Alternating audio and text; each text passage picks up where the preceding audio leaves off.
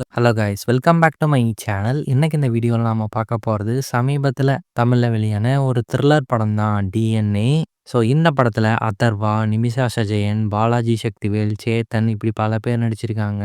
Nelson Venkatesan இந்த படத்தை direct பண்ணியிருக்காரு. படத்துடைய கதை என்ன அப்படின்னு முதல்ல பார்க்கலாம். இந்த கதையோட ஹீரோ லவ் ஃபெயிலியர் ஆனதுனால எப்போ பாரு தண்ணி அடிச்சுட்டு எந்த ஒரு ரெஸ்பான்சிபிலிட்டியும் இல்லாமல் அப்பா கிட்ட திட்டு வாங்கிட்டு அப்படியே சுற்றிக்கிட்டு இருக்காரு. பாயிண்ட்டுக்கு அப்புறமா நம்ம ஹீரோவை மறுவாழ்வு மையத்துக்கு அனுப்பி அங்கிருந்து நம்ம ஹீரோ க்யூர் ஆகி வந்ததுக்கு அப்புறமா அவருக்கு ஒரு பொண்ணை கல்யாணம் பண்ணி வைக்கிறாங்க. ஸோ அந்த பொண்ணுக்கு பார்த்தீங்கன்னா கொஞ்சம் மனநலம் லைட்டாக பாதிக்கப்பட்ட மாதிரியான சில விஷயங்கள் இருக்கு. பட் நம்ம ஹீரோவும் அதை ஏற்றுக்கிட்டு அந்த பொண்ணை கல்யாணமும் பண்ணிக்கிறாங்க. ஸோ கல்யாணம் ஆனதுக்கு அப்புறமா கொஞ்ச நாள் கழிச்சு இவங்களுக்கு ஒரு குழந்தை பிறக்குது. அந்த குழந்தை பிறந்ததுக்கு அப்புறமா கொஞ்ச நேரத்திலேயே ஹாஸ்பிட்டல்ல இருந்து காணாம போகுது. காணாம போனதுக்கான தடயங்கள் எதுவுமே அந்த ஹாஸ்பிட்டல்ல கிடைக்கல. எல்லாமே பர்ஃபெக்ட்டா இருக்கு.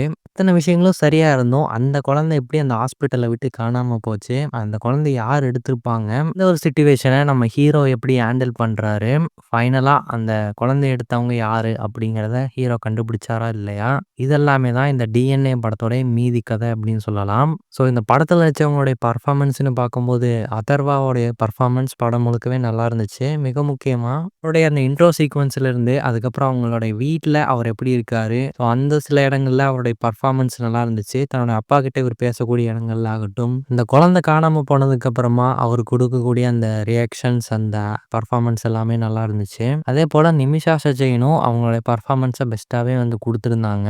நிறைய இடங்கள்ல அவங்களோட எமோஷனல் சீக்வன்ஸ் எல்லாம் நல்லாவே ஒர்க் அவுட் ஆயிருந்தது. இந்த படத்துடைய கண்டென்ட்டாக பார்க்கும்போது கொஞ்சம் புதுமையான ஒரு கண்டென்ட் அப்படின்னே சொல்லலாம். பிறந்த உடனே ஒரு குழந்தை காணாமல் போகுதுன்னா அது எங்கே போயிருக்கும், எப்படி போயிருக்கும், எந்த ஒரு தடயமும் ஹீரோவுக்கு கிடைக்கல. அது போக ஹீரோ அந்த குழந்தை பிறந்த டைமை வச்சு அதுக்கப்புறம் கிடைக்கக்கூடிய சின்ன சின்ன டீட்டெயில்ஸை வச்சு அடுத்தடுத்து மூவ் பண்ணி யாரை பண்ணியிருப்பாங்க அப்படின்னு தேடி போகக்கூடிய இடங்கள் எல்லாமே முடிஞ்ச வரைக்கும் இன்ட்ரெஸ்டிங்காகவே கொண்டு போயிருந்தாங்க.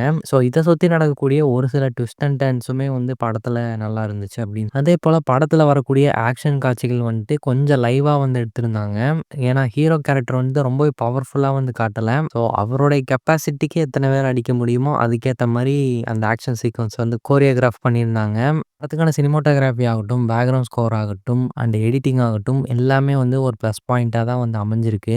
அண்ட் இந்த படத்தில் நான் நெகட்டிவாக பார்க்குறது இந்த படத்தில் வரக்கூடிய சாங்ஸு தான். ஸோ அந்த சாங்ஸ் இல்லை அப்படின்னாலும் இந்த படத்தோடைய கதையை நகர்த்தி கொண்டு போயிருந்துருக்கலாம். செகண்ட் ஹாஃபில் ஒரு ஐட்டம் சாங் வருது. ஃபர்ஸ்ட் ஹாஃபில் பார்த்தீங்கன்னா நம்ம ஹீரோவோட இன்ட்ரோவில் ஒரு பார் சாங் வச்சுருக்காங்க.